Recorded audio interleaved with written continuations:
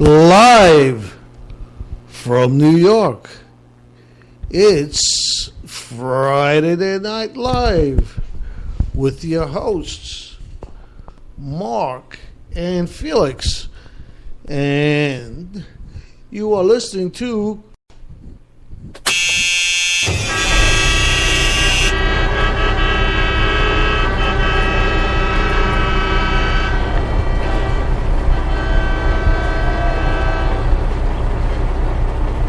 Trucking to Heaven. And we have with us now a guest speaker. Her name is Lily Corcoran from the Rockways. And I want to put Mark on with her for a few minutes. And while I take care of some other things.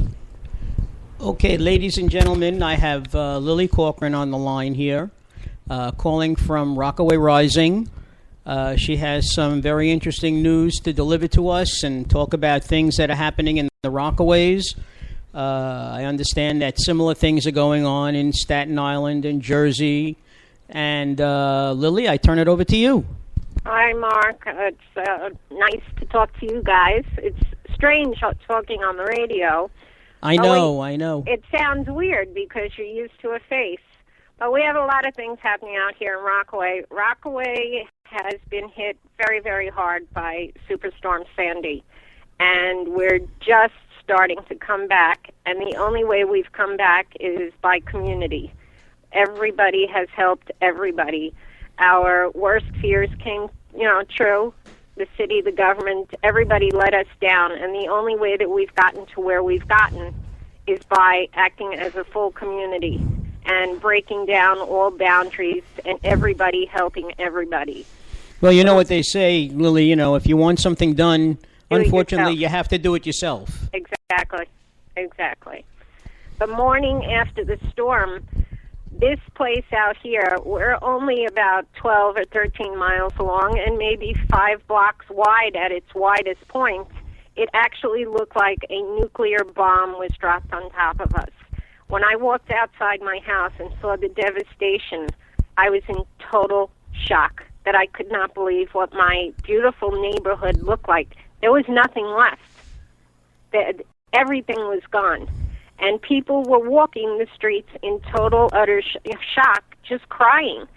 The night before, we had, where I live, the wall on the bay caved in, so I had the bay come in on top of me, and then I had the ocean surge, so we had 18 feet of water swimming around the house, and it was my mother and I home alone.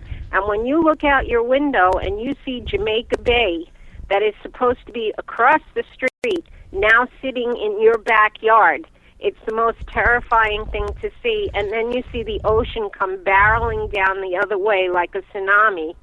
It was terrifying, absolutely terrifying. Then the explosion started, the fires. There's no words to explain, if you stayed for that storm, what happened that night. Most of us... Well, Lily, for people who are longtime residents of the Rockaways, and I'm talking about 50-plus years, you go back to Hurricane Donna, and that's exactly how they described it, the bay and the ocean meeting, and people who had canoes, they were literally picking parents and neighbors up from the railroad. The railroad was still running. Believe it or not, I was here at that time. I had just come from Ireland. I'm originally from Ireland. And I remember that storm. But it was nothing like this. This thing, no, the Sandy was definitely the storm of the century. In fact, I just watched on PBS, they had a special on, in fact, that's exactly what it was, Hurricane Sandy, the storm of the century. Mm-hmm. And they said that they don't know if we will ever see the likes of it again. I hope not. I hope to God not. But really do. I remember watching TV that night, and I was talking to a friend on the phone, and my neighbor knocked on the door and said, "You better come out and move your cars." But by then it was already too late, and my sons and I were watching the waters just rushing down the street. And I have to say, until it started to invade our home, It was beautiful to watch nature at work. Right. But nature could, as many people know, as you know, can be so devastating. Right. Like you said, the day after, we were all walking around the neighborhood, and we just couldn't believe the devastation. People throwing furniture out the window. Not to make a comparison, but you can't help it. It looked like Detroit. It really did. Yeah, it did. I absolutely agree. And then the worst part was after the first 2 to 3 days, we were cut off from any emergency response teams. No one was allowed into Rockaway to help us. So we were basically on our own. And it was the most frightening thing. We didn't know what to do. Nobody knew what to do. Nobody from the city came to tell us what to do. We had no electricity. We had no power for 7 to 8 weeks. Luckily, my dad, who had just passed away, had a portable radio, and I was the only one on the block that was able to pick up 1010 News. And I was able to hear what was going on in the city and inform my neighbors as to what was going on. But it was 3 days later before we actually started seeing the troops coming in, all the volunteers, everybody flooding the peninsula to try and help us. When you say that, it reminds me being cut off totally from the rest of the city. Back in the 70s, we had that tremendous snowstorm under Mayor Lindsay, and the Rockaway Peninsula was cut off completely. We had over 20 inches of snow, and cars were all over the place. And it took more than a week before they got anybody in here to clean the streets. And needless to say, side streets, if you were living on a side street, and if you're living on a side street in Rockaway, you're sort of like Newport Avenue or around there. Right. It's going to be a while before they get to you. Well, the hardest part for me, and it's like one of the most emotional things to talk about when we do talk about this in groups, is to stand outside your house knowing that you have no power and you have a flashlight to walk your dog and you can't see in front of you. And you're terrified because there's nobody around. We had looters in the neighborhood. And to look across the bay and see all of New York City completely lit up and moving, and we're out in the pitch dark, told that we'd be helped, told the Red Cross would come and feed us. Everybody just wanted a hot meal or even a hug from somebody that we didn't know to come and tell us we were going to be okay. But you know where that hug came from? It came from the community.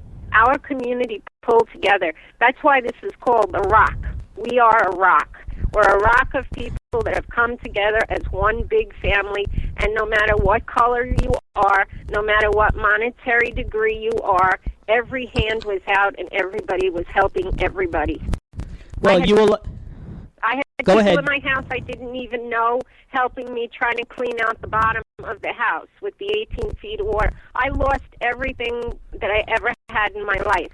It went out in the street. It broke my heart to see it go out. But this was every house you looked at. I know Everybody lost it. Forget about materialistic things. It's wedding albums, it's pictures, it's high school yearbooks. Yeah. It's children's videos as they grew up. I don't have them anymore. Well, you were talking about being a rock, and you're the rock that the church is being built on. Right. That's how you feel. Yeah. And it did lend for community. Even in my own community in Oceanside, people who ordinarily wouldn't talk to you, or you don't talk to them, everybody is, well, how did you fare during the storm? One person had a generator working, and she was charging everybody's cell phone, so at least you can get some messages out, because otherwise it was terrible. Well, that's what I had. I had a generator, and everybody on the block could come and plug in whatever they wanted so that they had something in their house. And anytime somebody would come down with trays of hot food, I would split it up and give it out to all my neighbors, because all we wanted was something hot to eat and drink. It's so true. The people don't understand what it's like at 7 o'clock at night to walk down the street and it's pitch black. Right. Okay. I've been to Rockaway a couple of times, dropping my sister off at night, And those big lights that the construction companies use, it's almost foreboding. Mm-hmm. I mean, that's the only light that Shorefront Parkway has. Right. You know, now at least the buildings are lit up, but I can only imagine what it was like when everything was black. It was horrible.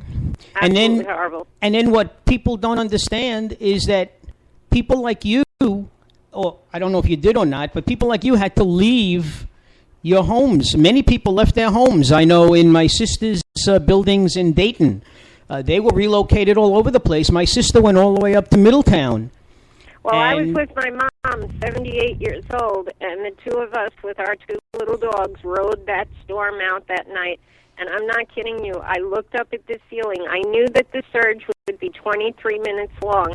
And about 18 minutes into the surge, when I felt the house moving, I looked up at the ceiling, and my father had just passed, and I said, Daddy, we may see you tonight. I thought we were going to die. It is that scary because you're in a private home. Right. Okay? My sister was on the 7th floor of her building. So that at least that lent for a little bit of security. But when you're on the ground floor of a home or even the 2nd floor, and you recall pictures of Hurricane Katrina with people on their roofs, okay, waving at helicopters and pleading for help. But I think let's get away from that for a second. Why don't you just tell me about Rockaway Rising so that we can apprise the people of what's going on? Sure. Rockaway Rising is something that after, I volunteered at the church and I volunteered at the Belle Harbor Yacht Club, especially around the holidays. And I decided that there needed to be something done to bring the community back together because we fell apart. This is the type of community that we all grew up. My parents had their children. I've had my children. My children have gone to school with everybody else's children, and now they're having children. So everybody knows everybody. There isn't a person you don't meet that you don't know. And we're a very tight-knit community down here. So I decided there has to be a way for us. A lot of people are suffering from post-traumatic stress syndrome, me being one of them, especially the people that stayed for the storm. A lot of us are afraid of the water or afraid of the ocean. Is there anything medically that can be done for you? They started sending us out ENS nurses to sit and talk with us in our homes about the tragedy of what went on, because we're having night terrors. A lot of people are having very bad night terrors and freezing in their sleep, that they cannot sleep. They wake up in terrible terrors or with chest pain from this. It's just awful. So then just I awful. said, there's got to be a way to bring us all together and to try and overcome this fear. So I said, the only way to face your fear is to face it. So I said, we'll go to the shore, and then I decided we'll hold hands. And the only meaning of holding hands is making a family back together again. And to look at that ocean straight in the face and say, we know what you can do. We know the wrath that can come out of you and the fury that can come out of you. But you didn't get us this time. We're here. We're coming back. We're coming back stronger than we were before. But you're not going to knock us down again. I remember that picture on Facebook. Yep. Well, it's like Chris Christie saying about the Jersey Shore, we're stronger than ever. Yeah. We're coming back. Rockaway is strong. So on Sunday at 4 o'clock, I have approximately, as of today, close to 2,500 people hitting the shoreline. At 4:45, we're going to have the FDNY water cannon boat. The captain's going to call me. He's going to turn on all the cannons and do a slow descent down the entire line of 2,500 people. Island Park is also in on this with us. They're in by computer. And he's going to salute Rockaway. We're going to play taps along the way because we lost 9 lives down here. Then there'll be 5 minutes of silence with everybody holding hands and saying prayers, just reflecting on what we've been through and trying to overcome the fear of what's right in front of us, the ocean that can kill us. And then at about 10 after 5, 500 water lanterns with wishes written on them are going to be let loose into the ocean to float out for our future, for wishes that we all have, that we remain safe. Lily, let me ask you: Is anybody starting a support group, maybe in